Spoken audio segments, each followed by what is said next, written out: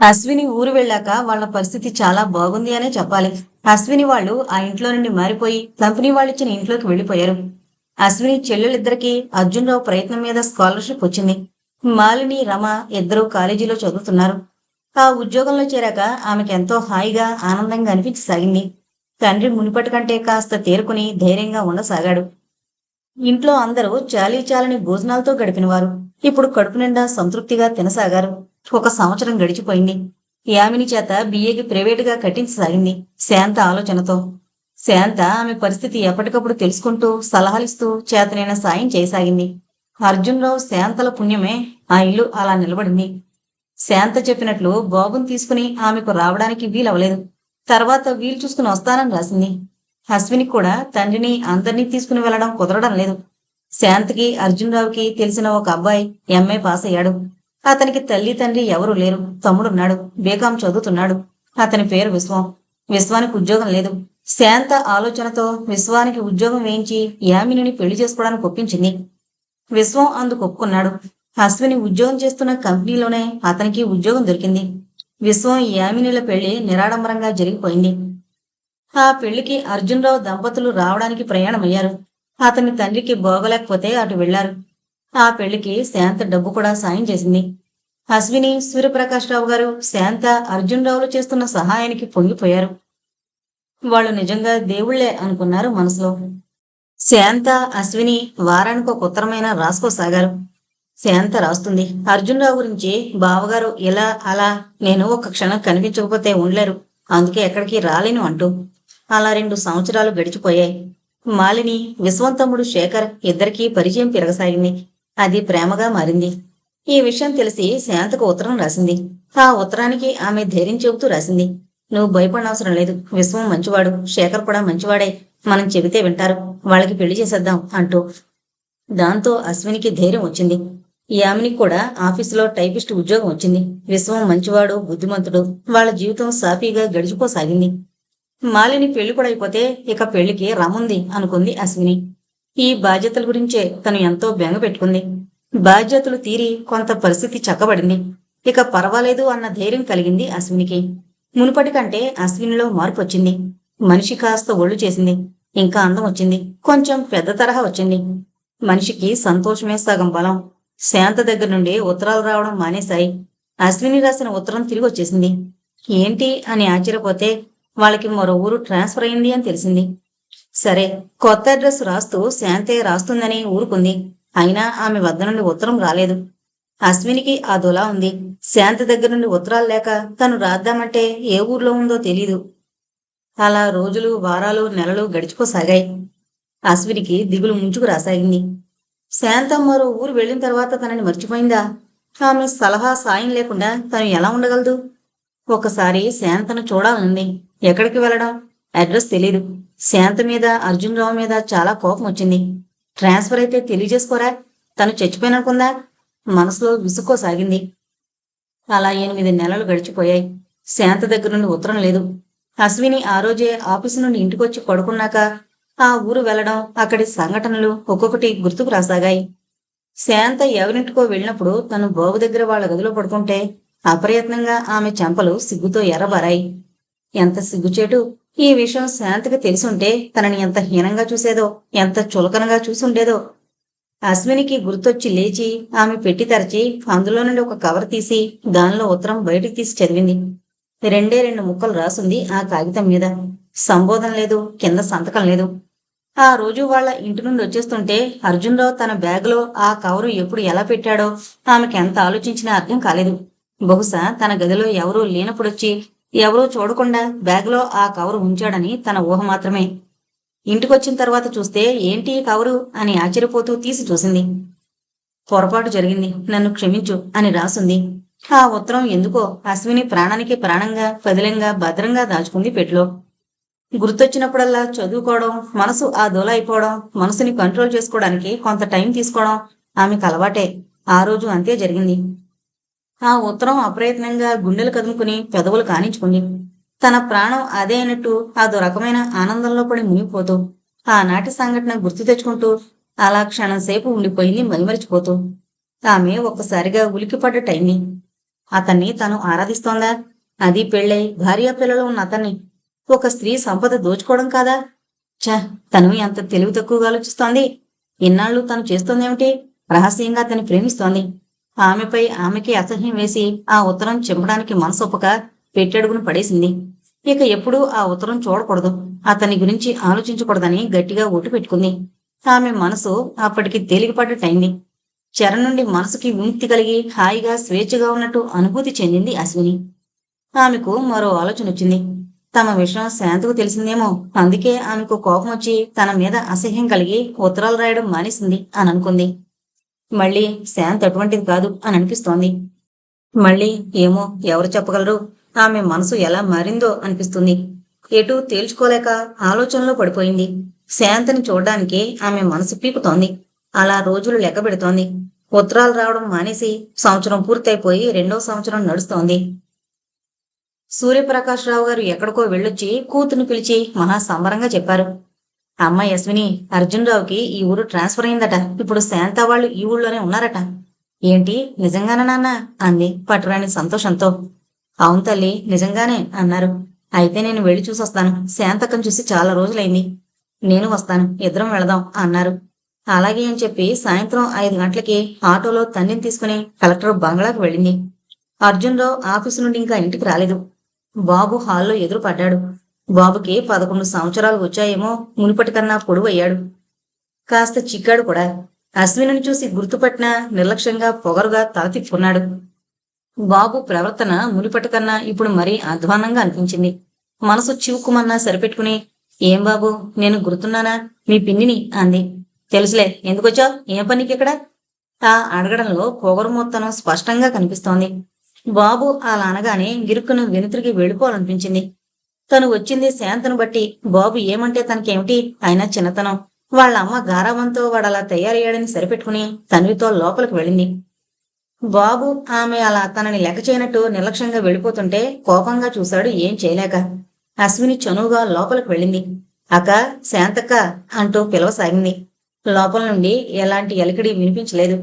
శాంత్ ఇంట్లో ఉందా, లేక ఎవరింటికైనా వెళ్ళిందా? వచ్చేసరికి ఎంతసేపు అవుతుంది అని ఆలోచిస్తూ మళ్లీ పిలిచింది. అక్క, శాంతక్క అంటూ అలా బొమ్మలా నిలబడిపోయింది. తల గిర్రున తిరిగిపోయింది. ఏంటి, ఏమైంది, ఏం జరిగింది? తనకెందుకు తెలియజేయలేదు? అశ్వినికి కళ్ళు చీకట్లు కమ్మేసి కాళ్ళ కింద భూమి కంపించిపోతున్నట్టయింది. శాంతక్క! చెవులు 2 చేతులతో గట్టిగా మూసుకుంటూ గట్టిగా పిచ్చిదాన్లా ఆ బంగ్లా మారుమ్రోగిపోయినట్టుగా అరిచింది. అశ్విని తండ్రి అలా నోటమాట రానట్టు ఉండిపోయారు. గదిలో గోడకి శాంత ఫోటో తగిలించింది. ఆ ఫోటోకి దండ వేసింది. అశ్వినికి ప్రపంచమే చీకటైపోయినట్టు ఎలాగో అయింది. శాంత తన భర్తని కొడుకుని విడిచి క్షణం ఉండలేకపోయేదే. ఇప్పుడు వాళ్ళిద్దరిని వదిలి ఎలా వెళ్ళిపోయింది? తన ప్రాణ సమానమైన భర్తను, గారాల కొడుకును ఎవరికి అప్పగించి వెళ్ళింది? కొడుకు మీద ఎన్ని ఆశలు పెట్టుకుంది. ఆ ఆశలు తీరకుండానే ఆమెకు 100 నిండిపోయాయా? భగవంతుడింత దయలేనివాడా? అశ్విని వెక్కి వెక్కి ఏడవసాగింది. రామ్మూర్తి గారు, సుందరమ్మ వచ్చి 2 రోజులైంది. కూతురు పోయిన దుఃఖాన్ని వాళ్ళు తట్టుకోలేకపోతున్నారు. వాళ్ళకి శక్తి లేనట్టు ఆదోలా అయిపోయారు. కళ్ళనున్నాయి వాళ్ళ జీవాలు. సుందరమ్మ అశ్విని కేక విని యువతలకొచ్చింది. అశ్వినిని ఊరుకోబెట్టే శక్తి ఆవిడికి లేదు. ఆవిడకు మనసు దెబ్బతినుంది. అయినా ఆమె దుఃఖిస్తుంటే ఓదార్చసాగింది. ఏం చేస్తాం తల్లి, అంతా మాయ అయిపోయింది. పచ్చకామెర్లొస్తే మొదట్లో గ్రహించుకోకుండా నిర్లక్ష్యంగా తిరిగేసింది. పచ్చకామెర్లు బాగా ముదిరిపోయాక గానీ తెలిసింది కాదు. శాంత పోయి సంవత్సరం అయిపోయింది. అది పోయిన దగ్గర నుండి అర్జున్ ఇంటి దగ్గర ఉండకుండా పిచ్చివాళ్లా తిరుగుతున్నాడు. బాబు వాళ్ళమ్మ పోయిన దగ్గర నుండి మరీ పెంకిగా తయారయ్యాడు. భయం, భక్తి అసలు లేకుండా పోయాయి. మేము ఎన్నాళ్ళుంటాం? ఈ ఇల్లు ఎలా నడుస్తుంది? ఈ తండ్రి కొడుకుల్ని ఎవరు చూస్తారు? అదే మా బెంగ అంటూ ఆవిడ కూడా దుఃఖించసాగింది. కాసేపటికి అర్జున్రావు వచ్చాడు. వస్తూనే అశ్వినిని చిరునవ్వుతో, ఏమశ్విని, కులాసా అంటూ ప్రశ్నించాడు. ఆ ప్రశ్నించడం, ఆ చిరునవ్వు పెదవుల మీదకు తెచ్చుకోవడం అంతా తెచ్చిపెట్టుకున్నట్టుగా ఉందే తప్ప సహజంగా అనిపించలేదు. అర్జున్రావు మునుపటి కంటే కొద్దిగా చిక్కాడు. మనిషి బలమైన అతని మూలాన అలా తట్టుకుని నిలబడగలిగాడు. మనిషిలో హుషారు, ఉత్సాహం మచ్చుకు లేవు. కళ్ళల్లో కాంతి లేదు. పెదవులపై చిరునవ్వు లేదు. అప్పటి అర్జున్రావుకి ఇప్పటతనికి చాలా తేడా కనిపించసాగింది. అశ్విని అతని చూస్తూ మళ్లీ బోరు నేర్చింది. నేను ఏం పాపం చేశాను? నాకీ విషయం ఎందుకు తెలియపరచలేదు అంటూ. అతను మాట్లాడలేదు. అలా అందరూ ఎంతసేపు ఉన్నారో ఎవరికీ టైం తెలియలేదు. సూర్యప్రకాశ్రావు గారు కూతుర్ని తీసుకుని ఇంటికి బయలుదేరారు భారంగా, రేపొస్తాను అని చెప్పి. ఇంటికొచ్చేశాక భోజనం లేకుండా అశ్విని అలా పడుకుండిపోయింది. ఆమెను చెల్లెళ్ళు, తండ్రి ఎవరూ ఓదార్చలేకపోయారు. తన కోసం, తన కుటుంబం కోసం శాంతి ఎంత చేసింది? ఆమె తలుచుకుని తలుచుకుని కుమిలి కుమిలి ఏడ్చింది. మర్నాడు అశ్విని వాళ్ళింటికి వెళ్ళలేకపోయింది. తండ్రి మాత్రం వెళ్ళొస్తానంటూ బయలుదేరారు. ఆ రోజంతా ఆయన అక్కడే ఉండిపోయారు. రాత్రి 8 గంటలకొచ్చారు. అశ్విని ఆ రోజంతా భోంచేయలేదు. ఆయన ఇంటికొచ్చి చెప్పారు, రామ్మూర్తి గారు తెల్లవారి కారు పంపిస్తానని చెప్పారు. మనిద్దరినీ రమ్మన్నారు. నీతో ఏదో మాట్లాడాలట. ఏంటంటూ అయోమయంగా చూసింది. ఆయన ఏం చెప్పలేదు. తెల్లవారి కారొస్తే తండ్రి కూతురు ఇద్దరూ బయలుదేరి వెళ్లారు. రామ్మూర్తి గారు, సుందరమ్మ, సూర్యప్రకాశ్రావు గారు అందరూ కూర్చునుండగా రామ్మూర్తి గారు అశ్వినిని మెల్లగా అడిగారు. అశ్విని, నువ్వు మాకు అందరికీ ధైర్యం చెప్పాలి. నీ మాట మీదే మా ప్రాణాలన్నీ నిల్చున్నాయి. నువ్వేమంటావు? ఆయన అలా అడగడంతో ఆమె అయోమయంగా చూసింది. ఏంటి అంటూ. నువ్వు బాబుకి తల్లివి కావాలి. శాంతలేని లోటువాడికి తీర్చాలి. అశ్వినికి ఒక్కసారి నెత్తిన పిడుగుపడినట్టయింది. ఏంటి, నేను బాబుకి తల్లిని కావాలా? అడిగింది పిచ్చిదాన్లా చూస్తూ. అవునమ్మా, అదే మా కోరిక.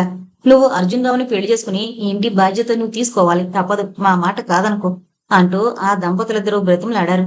తమ ప్రాణం ఉన్నంత వరకు ఎలాగో అయిపోతుంది. తర్వాత అశ్విని అర్జున్ రావుని పెళ్లి చేసుకుంటే బాబు విషయంలో బెంగ అనవసరం.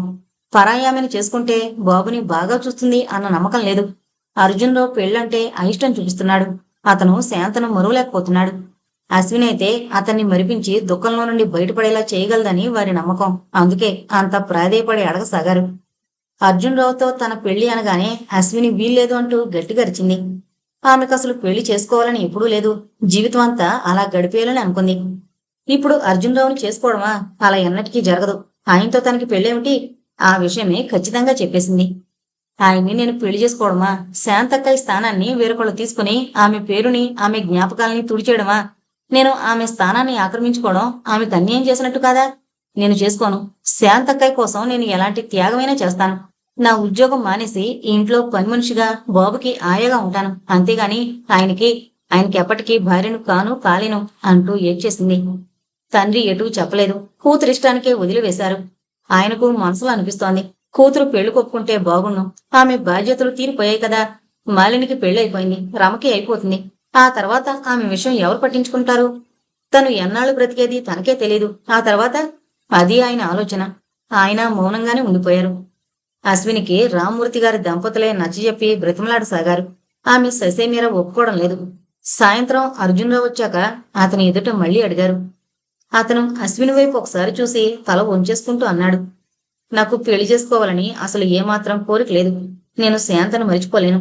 శాంత రూపాన్ని చెరిపేసుకుని మరో రూపాన్ని నిలుపుకోలేను. మీ పెద్దలందరూ నాకు మళ్లీ పెళ్లి చేయడానికి నిశ్చయిస్తే అందుకు నేను అంగీకరించానంటే నా సుఖం కోసం కాదు, నా సంతోషం కోసం. నాకు ఒక తోడు కావాలని కాదు, నా బాబుకి తల్లి లేని లోటు తీరుతుందన్న ఆశతో మాత్రమే ఒప్పుకోగలనేమో.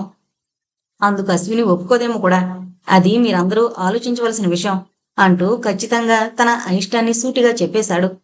అతనలా అంటుంటే చివ్వున తలెత్తి అతని వైపు సూటిగా చూసింది. ఈ అశ్విని మాత్రం ఏదో ఆశించి తల వంచుతుందా? శాంతక్క ఆత్మ శాంతింపజేయాలని, బాబుని మంచి మార్గంలో పెట్టాలని ఆమె చేసిన సహాయానికి ఈ విధంగా రుణం తీర్చుకుంటుందే గాని అతని భార్యగా సుఖంగా సంతోషంగా గడపాలని కాదు కదా. అటు బాబు బాధ్యత, ఇంటి బాధ్యత తనని తీసుకోమని బలవంతం పెడుతున్నారు. ఇటు తండ్రి చెల్లెళ్ళు ఈ బాధ్యత. ఏ బాధ్యత వదులుకుని ఏ బాధ్యత తీసుకోవాలి? ఆమె మీమాంసలో పడిపోయింది. ఎటూ తేల్చుకోలేకపోతోంది. ఆలోచిస్తుంటే తండ్రి ఆ విషయం గ్రహించుకుని కూతురికి నచ్చజెప్పసాగాడు. అదే సమయానికి విశ్వం, యామిని అక్కడికొచ్చారు. విషయం విని వాళ్లు కూడా ఆమెకు నచ్చజెప్పారు. ఎన్నాళ్ళు అలా ఉంటావు? తండ్రి బాధ్యత మేం తీసుకుంటాం. శేఖర్కి, మాలినికి పెళ్లి చేసేద్దాం. రమకు అందరం కలిసి పెళ్లి చేయలేకపోతామా అంటూ చాలాసేపు నచ్చజెప్పేసరికి అశ్విని బాధగా కళ్ళు గట్టిగా మూసుకుంది. అర్జున్రావు తెలుసో తెలియకో తను రహస్యంగా ఆరాధించిన మూలాన భగవంతుడు శాంతను భర్తకు దూరంగా తీసుకుపోయాడు. భగవంతుడా, ఇలా జరగాలని తను కోరుకోలేదే. అతను భర్త కావాలని ఆశించలేదే. ఆమె మనసులో కుమిలి కుమిలి ఏడ్చింది. ఒక క్షణం అలా శిలాప్రతిమలా మౌనంగా నిలబడిపోయింది. కళ్ళు తెరచి అక్కడ అందరి వైపు చూస్తూ నేను ఈ పెళ్లి ఒప్పుకుంటున్నాను అంటూ చెప్పింది. ఆ మాటతో అందరూ సంతోషంతో పొంగిపోయారు. అర్జున్రావు ఆశ్చర్యంగా చూశాడు. తను ఇంత ఖచ్చితంగా చెప్పేసినా ఆమె ఒప్పుకుందంటే నిజంగా ఆమె ఈ ఇంటి కోసం, బాబు కోసం తన జీవితాన్ని త్యాగం చేస్తున్నట్టే అనుకొని ఆమె గొప్ప మనసుని మనసులో మెచ్చుకోకుండా ఉండలేకపోయాడు. అతనికి ఆ మాట వినడంతో బాబు విషయం ఆమె చూసుకుంటుంది అన్న ధైర్యం వచ్చింది. అర్జున్‌రావు, అశ్వినిల పెళ్లికి ముహూర్తం 2 రోజుల్లో పెట్టించారు. పెళ్లి జరిగిన మర్నాడే రామ్మూర్తి గారి దంపతులు వాళ్ళ ఊరు వెళ్లిపోవడానికి నిశ్చయించుకున్నారు. ఆ రోజు 11 గంటలకు దేవుడి కోవెలలో అర్జున్‌రావు, అశ్వినిల పెళ్లి చాలా నిరాడంబరంగా జరిగిపోయింది. ఆమె మెడలో 3 ముళ్ళు వేస్తుంటే అతని చేతులు వణికాయి. పురుషుడు ఎంత కఠినాత్ముడైనా భార్య చనిపోగానే మరో వివాహానికి అంగీకరించలేడు. భార్యని మర్చిపోలేడు. అతను ఆమె మెడలో 3 ముళ్ళు వేస్తుంటే గుండెల్లో బాధ సుడులు తిరగసాగింది. భార్యను మట్టి చేసిన చేతులతోనే మరో కన్నెపిల్ల మెడలో 3 ముళ్ళు వేస్తున్నాడు. అంతా మాయ. జీవితమే ఒక రంగుల వలయం. మనిషి జీవితం నీటి బుడగ లాంటిది. అతని మనసంతా బాధగా బరువుగా అవసాగింది. పెళ్లి జరిగిపోయింది. మర్నాడు ఉదయం ఆమెను అర్జున్రావు ఇంట్లో వదిలేసి సూర్యప్రకాశ్రావు గారు చెల్లెళ్ళు వెళ్లిపోయారు. రామ్మూర్తి గారి దంపతులు వాళ్ళ ఊరెళ్ళిపోయారు. బాబు స్కూలుకు వెళ్ళిపోయాడు. అతను అదసలు పెళ్లిలాగే తలచలేదు. అతను మామూలుగా ఆఫీసుకు వెళ్ళిపోయాడు. అశ్విని ఒక్కతే ఆ ఇంట్లో మిగిలింది. అశ్వినికి తనకి పెళ్ళైందనే అనిపించడం లేదు. అది ఒక పెళ్లిలా లేదు. ఆ ఇంటికి ఇల్లాలుగా కాక ఆ ఇంటికొచ్చిన అతిథిలా ఉంది. ఆ రోజు నుంచే అసలు బాధ్యత నెత్తిన పడింది. అయితే తన మెడలో 3 ముళ్ళు వేసిన భర్త తనను భారీగా చూడలేడు. అనురాగంతో ఆదరించాడు. బాబుకు తల్లిగా నిలిచిపోవాలని ఆశించిన కన్నతల్లి కాలేదు. ఈ ఇంట్లో ఇల్లాలుగా అడుగుపెట్టినా అతనికి దగ్గర కాలేదు. అయినా తను శాంతి సౌఖ్యాల కోసం, సంతోషం కోసం ఈ పెళ్లి చేసుకోలేదు.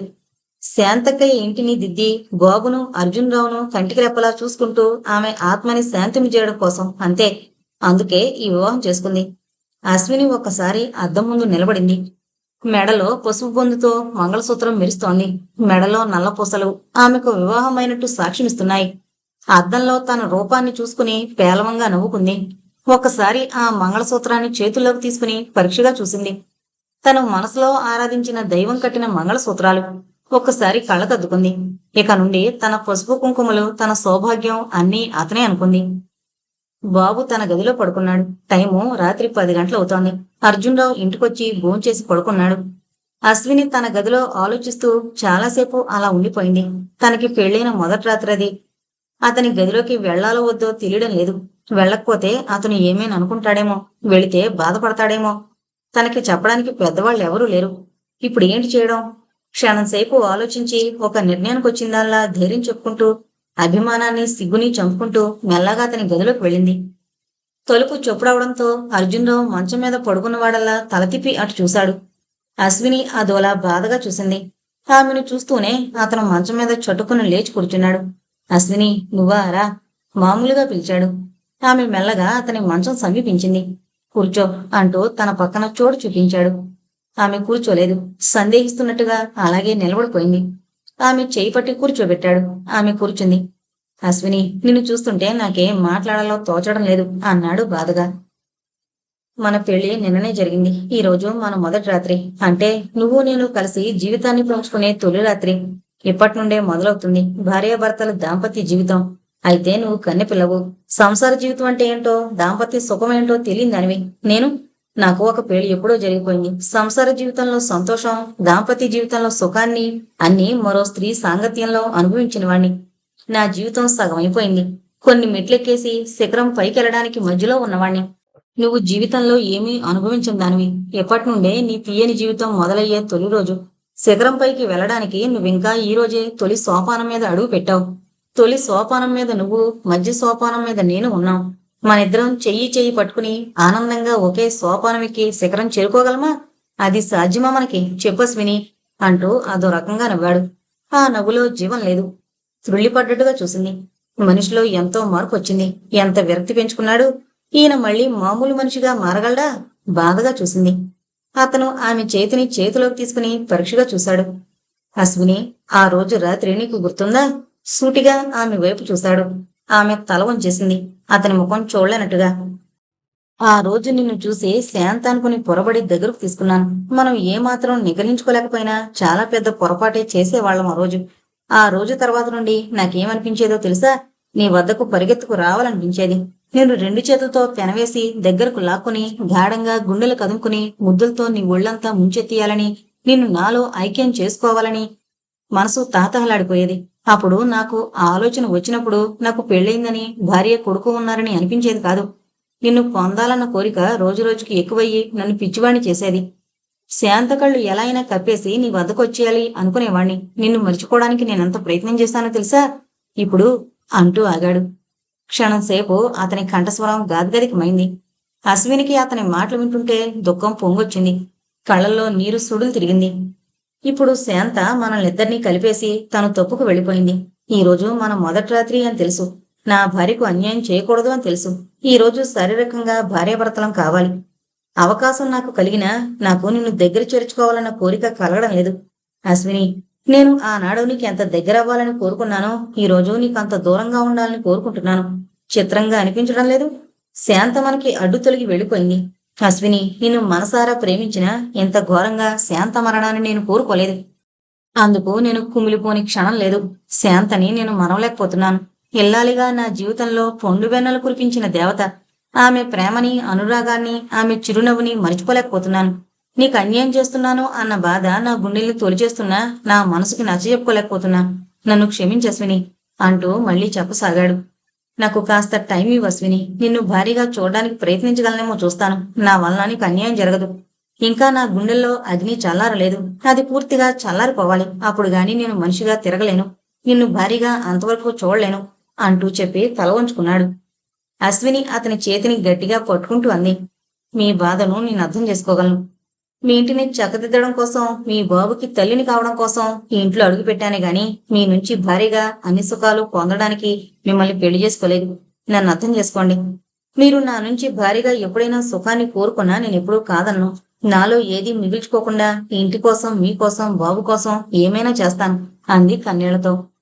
ఆమె తలని దగ్గరగా తీసుకుని గుండెలకు చేర్చుకున్నాడు. కోరికతో కాదు, ఆమెపై గౌరవం ఇంకా ఎక్కువ అయ్యి ఆమె తనని అర్థం చేసుకుంది, అంతే చాలు అన్న సంతోషంతో దగ్గరకు తీసుకున్నాడు. అంతే. అది కొద్ది క్షణాలు మాత్రమే. ఆమె లేచి తన గదిలోకి వెళ్ళిపోయింది. అర్జున్రావు గుండెలు బాధగా బుర్రెక్కసాగాయి. అశ్వినిని పెళ్లి చేసుకుని ఆమెను ఉసురు పెడుతున్నానేమో అని బాధపడసాగాడు. ప్రతి ఆడపిల్ల భర్తింట్లో అడుగు పెడుతూనే ఎన్నెన్నో అనుకుంటుంది. ఆమెకు అన్యాయం చేస్తున్నాను, నా ఇల్లు చక్కదిద్దడం కోసం, నా బాబుకి తల్లి లేని లోటు తీర్చడం కోసం స్వార్థంతో ఈ పెళ్లి చేసుకున్నాను. ఇందుకు భగవంతుడు క్షమిస్తాడా? అతను బాధగా కళ్ళు మూసుకున్నాడు.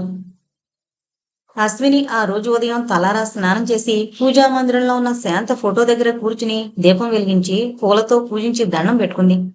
అశ్విని ఆ ఇంటికి వచ్చింది మొదలు ప్రతిరోజు శాంత ఫోటో దగ్గర దీపం వెలిగించి దండం పెట్టుకుంటోంది. ఆ రోజు చేతులు జోడించి ప్రార్థిస్తూ అంది. అక్కయ్య, నీ స్థానం నా సొంతం చేసుకున్నానని నా మీద కోపగించుకోకదు. నేను పెళ్ళొద్దు అనుకున్నాను ఈ జన్మలో, కానీ నీ భర్తని పెళ్లి చేసుకున్నాను. ఎందుకో తెలుసా? నువ్వు మా కుటుంబానికి చేసిన సాయానికి నీ రుణం తీర్చుకోవడం కోసం, నీ ముద్దుల బాబు భవిష్యత్తుని అందంగా తీర్చిదిద్దడం కోసం, నీ కలలు పండించడం కోసం నీ ఇంట్లో స్థానం ఏర్పరచుకున్నాను. అంతేగాని నీ భర్త గుండెల్లో స్థానం ఏర్పరచుకోవడం కోసం నేను ఇంటికి రాలేదు. నన్ను అర్థం చేసుకో. నా మీద కోపం లేకుండా నన్ను మనసారా దీవించు. అలా కొద్ది క్షణాలు ఆమెను ధ్యానిస్తూ ఉండిపోయింది. హారతి పట్టుకుని భర్త గదిలోకి వెళ్ళింది. అర్జున్రావు ఆఫీసుకు వెళ్లడానికి తయారవుతున్నాడు. ఆమె తెచ్చిన హారతి కళ్ళకద్దుకుని ప్రసాదం తీసుకున్నాడు. అశ్విని మౌనంగా తిరిగి వెళ్ళిపోయింది. ఆమె వెళుతుంటే క్షణంసేపు అలాగే చూశాడు.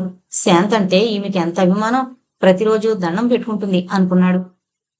అర్జున్రావు అశ్వినిల పెళ్ళయి 6 నెలలవుతోంది. అశ్వినికి ఒక్కో రోజు గడుస్తున్న కొద్దీ మనసులో దిగులు ఎక్కువ అవసాగింది. తను ఎవరి కోసం ఇంటికొచ్చింది? బాబుకి తల్లిలేని లోటు తీర్చడం కోసం వాణ్ణి మంచి మార్గంలో పెట్టాలని. బాబు తన మాట ఏం వింటున్నాడు? పని మనిషి కన్నా హీనంగా చూస్తున్నాడు. తనంటే లెక్కలన్నట్టుగా ప్రవర్తిస్తున్నాడు. అర్జున్రావుకి ఇవేం తెలియవు. శాంత ఉన్నప్పుడు బాబు విషయం ఎంతవరకు తెలుసో ఇప్పుడు అంతవరకే తెలుసు. అతను ఇంటి వద్ద ఉండడమే తక్కువ. ఆ రోజు ఉదయం బాబు స్కూల్కి వెళ్లడానికి తయారవుతున్నాడు. అశ్విని టిఫిన్ టేబుల్ మీద నుంచి బాబును పిలిచింది. బాబు విసురుగా వచ్చి టేబుల్ దగ్గర కూర్చుని టిఫిన్ తినసాగాడు. బాబు టిఫిన్ తింటుంటే వేడివేడి పాలు తీసుకునొచ్చింది. గ్లాసు టేబుల్ మీద పెడుతుంటే టక్కున శబ్దం అయింది. బాబు ఒక్కసారిగా తలెత్తి తీక్షణంగా చూశాడు. అశ్విని కూడా ఒక క్షణం అలాగే చూసింది. బాబు ముఖంలో పసితనం, అమాయకత్వం కనిపించడం లేదు. ఎవరో పెద్ద ఆఫీసర్లా దర్జా, ఏదో సినిమాలో విలన్ చూపుల్లా ఉన్నాయి బాబు చూపులు. ఎందుకనో అశ్వినికి నవ్వొచ్చింది.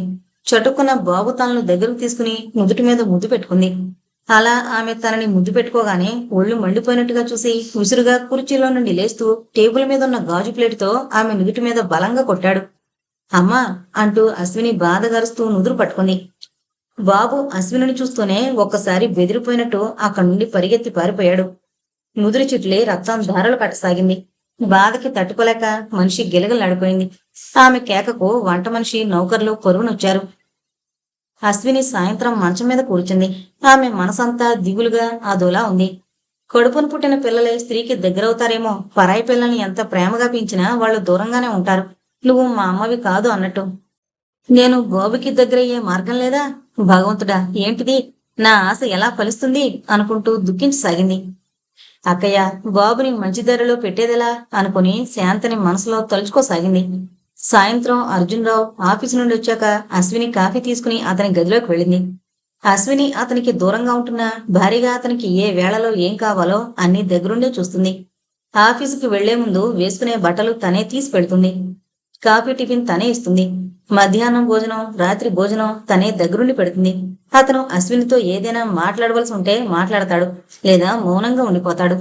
ఆమెను చూస్తూనే గాబరా పడ్డాడు. నుదుటికి కట్టుకట్టుంది. కాఫీ కప్పు ఆమె చేతిలో నుంచి అందుకుని పక్కన టేబుల్పై పెట్టి ఆమె భుజంపై చేయి వేస్తూ కంగారుగా అడిగాడు. ఏమైంది? తలకా గాయమేమిటి? అతని కంగారుకి, ఆ అడిగే తీరుకి ఆమె చిన్నగా నవ్వింది. ఏంటంత కంగారు పడిపోతారు? పెద్ద దెబ్బేం కాదు, కట్టుమూలన అలా కనిపిస్తోంది అంటూ తేలిగ్గా చెప్పింది. దెబ్బ ఎలా తగిలింది? అడిగాడు నుదురు చిట్లించి. ఆమె తలకి కట్టుకోవడం, అదోలా ఉండడం అతనికి చాలా జాలనిపించసాగింది. అశ్విని ఏమాశించి ఇంట్లో అడుగుపెట్టింది? ఆమెకు ఏంటి సుఖం దక్కింది? తాళి కట్టిన భర్తగా తను ఆమెను ఏం సుఖపెడుతున్నాడు? బరువుగా నిట్టూర్చాడు. అశ్విని అతని మాటలకి తేలిగ్గా నవ్వేస్తూ, తూలి తలుపు మీద పడ్డాను. తలకి తగిలి రక్తం వచ్చింది అంది. అంతేనా? అడిగాడు ఏదో అనుమానంగా. బాబు గాని ఏ రాయో ఏదో విసరలేదు కదా అని. అంతే. ఏంటనుకుంటున్నారు? ఎదురు ప్రశ్న వేసింది. అతనికేం మాట్లాడలేదు. ఒక క్షణం అలాగే రెప్పవాల్చకుండా చూశాడు. ఆమె కూడా అలాగే చూసింది. జాలిగా, ప్రేమగా ఆమెను అప్రయత్నంగా దగ్గరకు తీసుకున్నాడు. అశ్విని క్షణం సేపు పరిసరాల్ని మరిచిపోయి అతని చేతుల్లో బందీ అయిపోయి గుండెల్లో తలదాచుకుంది. అశ్విని, ఆమె తల నిమురుతూ పిలిచాడు. నువ్వు తొందరపడి ఏ నిర్ణయానికి రావాల్సింది కాదు అన్నాడు మెల్లగా. తలెత్తి భర్త కళ్ళలోకి చూస్తూ, ఏ నిర్ణయం? ఏ విషయం గురించి మీరు మాట్లాడుతున్నారు? మన పెళ్లి విషయం గురించి అన్నాడు మెల్లిగా. ఇప్పుడు ఏమైంది? అడిగింది సూటిగా చూస్తూ. నీకు అన్యాయం జరిగింది కదూ? అలాని మీరనుకుంటున్నారా? అంతే కదా మరి. ప్రతి ఆడపిల్ల పెళ్ళయ్యాక ఏం కోరుకుని, ఏం ఆశించి భర్త ఇంట్లో అడుగు పెడుతుంది? అది నీకు దక్కిందా? దక్కలేదని మీరు అనుకుంటున్నారా? ఎలా దక్కింది అన్నట్టు ఒక క్షణం అలాగే చూశాడు. భగవంతుడు ఒక పచ్చని చెట్టుని నేల కూల్చినా మరో మూడైన చెట్టుని చిగురింపజేశాడు. మీరు నా మెడలో తాళి కట్టడమే మహాభాగ్యంగా భావిస్తున్నాను. మీకు భార్య కావడం నా అదృష్టంగా తలుస్తున్నాను. అంతే చాలు ఈ జీవితానికి. అక్కయ్య సొత్తుని నా స్వంతం చేసుకోవాలన్న దురాశ నాకు లేదు. ఆమె లేని లోటు తీర్చడం కోసమే నేను ఇంట్లో అడుగు పెట్టాను. నా అవసరం ఈ ఇంటికి ఎంతవరకో అంతవరకే నా హక్కు, అధికారం. అంతకు మించిన హక్కులు, అధికారాలు నాకు అనవసరం. మీరు నా కళ్ళెదుట ఉంటే నాకు అంతే చాలు. బాబుని పెంచి పెద్ద చేసి తండ్రికి తగిన కొడుకుగా తీర్చిదిద్దడమే నా ఆశ, ఆశయం. అంతే. నా గురించి ఆశించి నేను ఈ ఇంట్లో అడుగు పెట్టలేదు అంది మెల్లగా. అశ్విని బాధగా చూశాడు. ఆమె మౌనంగా ఉండిపోయింది.